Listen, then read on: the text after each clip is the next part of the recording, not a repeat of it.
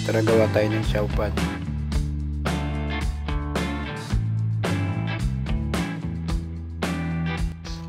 Pagkahatid ko sa anak ko sa school, sakto nag-request ang aking asawa ng almusal. Sakto may bahaw.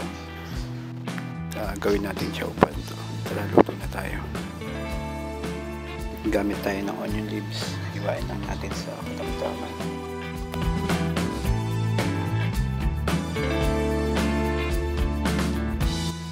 Sunod naman natin yung hotdog. Hiwain lang natin sa cubes na maliliit lang.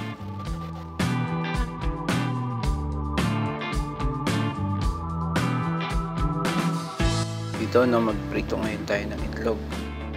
Ilalagay natin ito sa ating siopaw.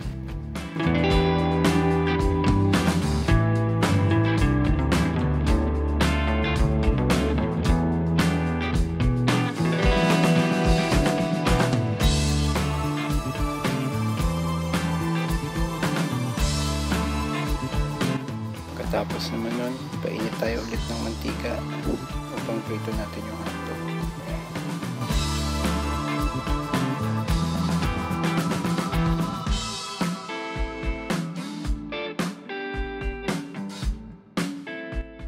After natin magprito, ilagay na natin ngayon yung butter. Tapos, tunawin lang natin ito ng konti. Ilagay na natin ngayon yung mixed veggies. Yan, halu-haluin lang natin yan hanggang sa maluto.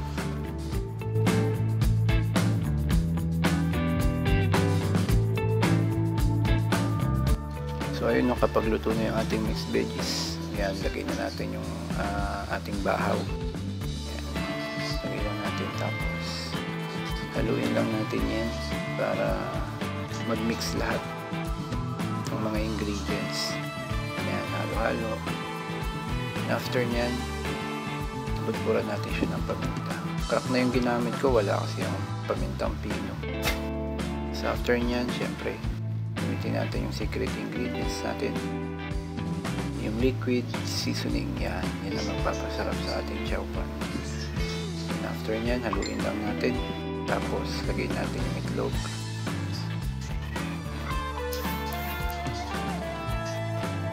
After ng itlog, lagay na din natin yung ating hotdog.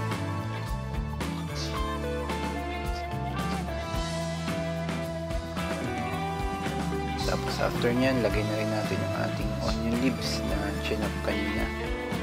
Ayan. Mix na natin lahat yung dyan. Haluin natin. Ayan. Haluin lang natin hanggang sa maluto ito.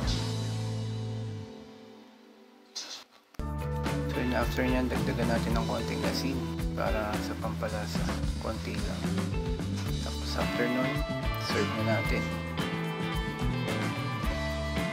Lagay na natin sa isang bowl. Serve na natin habang mainit pa.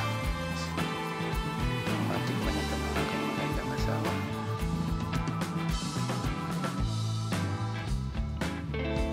Yan, napakadali lang gawin. Umaga, basic yung siopaw na almusal. Kung ano lang meron kayong ricado, pwede natin gawin siopaw niya. So ayan, tara, kain tayo. Samahan natin ang pritong ito. At syempre yung mainit na mainit